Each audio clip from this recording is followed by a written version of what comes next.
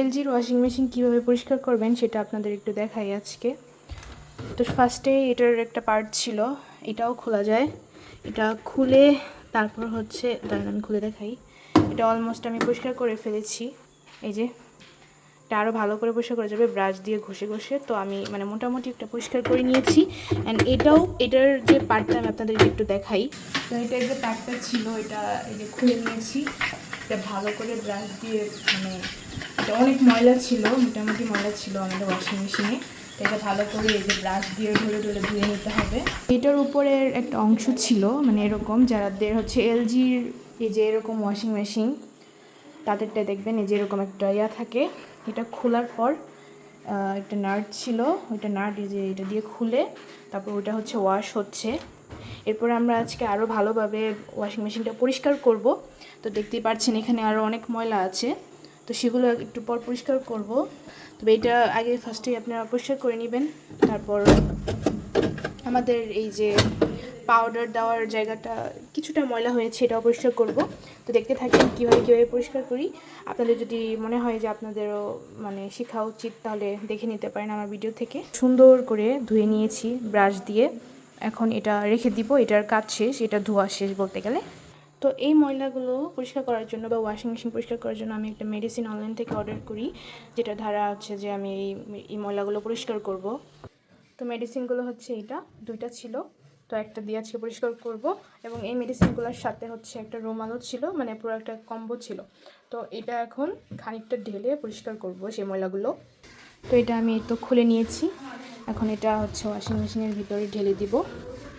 এই যে দেখতে পাচ্ছেন যে সাইডগুলো, এখান দিয়েও কিন্তু এগুলো পরিষ্কার করা যাবে।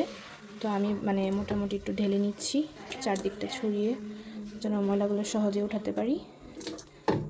ছেলে পুরো একটা দিয়ে পরিষ্কার করতে পারেন, কিন্তু আমি হচ্ছে এটা আবার আরও একটু রেখে দিব পরবর্তীতে পরিষ্কার করার জন্য।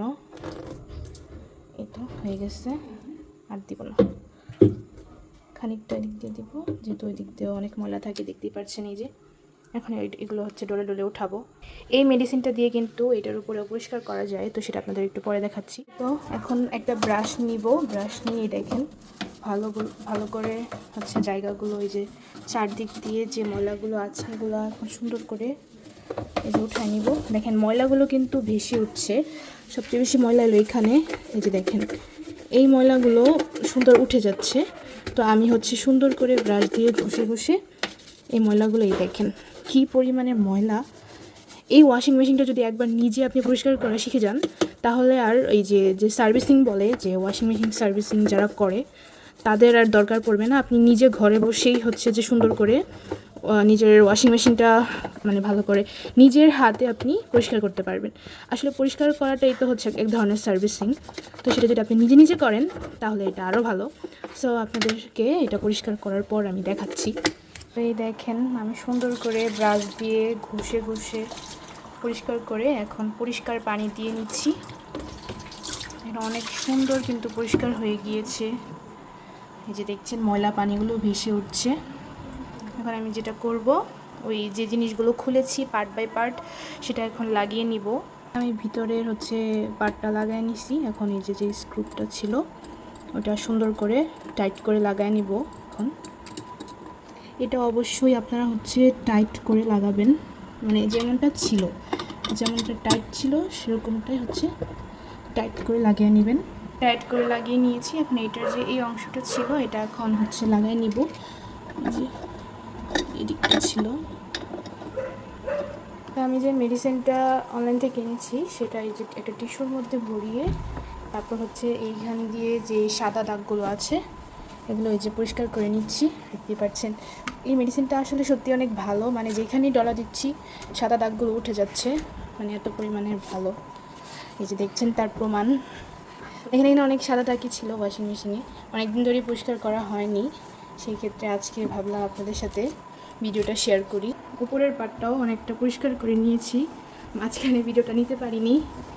দেখেন দেখা যাচ্ছে কী পরিমাণ সুন্দর পরিষ্কার হয়ে যাচ্ছে এই মেডিসিনটার কারণে।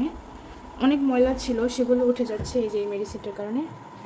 তো আমি এটা একটু নিয়ে, ময়লা যে উঠছে তার প্রমাণ হচ্ছে এই দেখেন এটা, যেটা এটার সাথে যে রুমালটা ছিল সেটাই এখন ব্যবহার করছি। টিস্যুতেই আসলে মোছা যাচ্ছিল না। তো যতক্ষণ আমি এটা পরিষ্কার করছি ততক্ষণে এটার ভিতরে যে পানিগুলো আমি মানে ঢালছিলাম ভিতরের ময়লা পরিষ্কার করার জন্য, সেটা আমি একদম লোতে দিয়ে পানিটা, ভিতরের পানিটা আগে শুকায় নেব।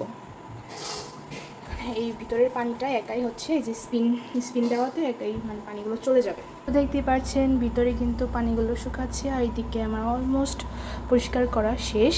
অনেকটা জায়গা রয়েছে, সেগুলো এখন ভালো করে পরিষ্কার করে নিব।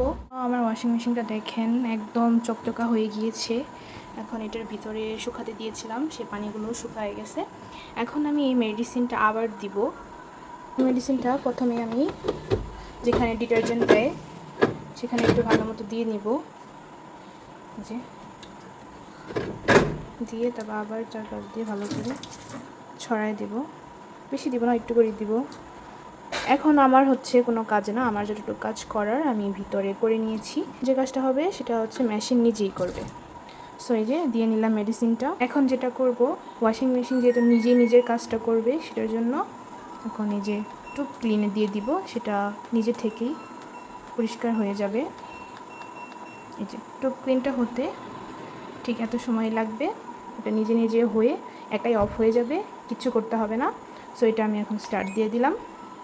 আর এটার সাথে তো যেহেতু মেডিসিনটাও দিয়ে দিয়েছি, তো এটার ভিতরে এবং বাইরে আবারও আরেকবার পরিষ্কার হবে। তো এটা একদম পরিষ্কার হওয়ার পর আপনাদের দেখাবো। এই দেখেন পানি আসতেছে, এটা একাই পরিষ্কার হবে। তো এটা পরিষ্কার হওয়ার পর আপনাদেরকে আমি দেখাবো। সো আমার ওয়াশিং মেশিনটা কিন্তু হয়ে একদম অফ হয়ে গিয়েছে। এটা হচ্ছে ভিতরের অবস্থাটা, একদম পরিষ্কার পরিচ্ছন্ন হয়ে গিয়েছে। তো আপনারা চাইলে হচ্ছে নিজেরা বাসায় বসে নিজের ওয়াশিং মেশিনটা পরিষ্কার করতে পারেন। আর হচ্ছে যে শুধু সার্ভিসিংয়ের মানুষ এনে টাকা না দিয়ে নিজেরাই পরিষ্কার করলেই কিন্তু হয়ে যায়। তো এই ছিল আজকের ছোট্ট একটা tips video. Thanks for watching.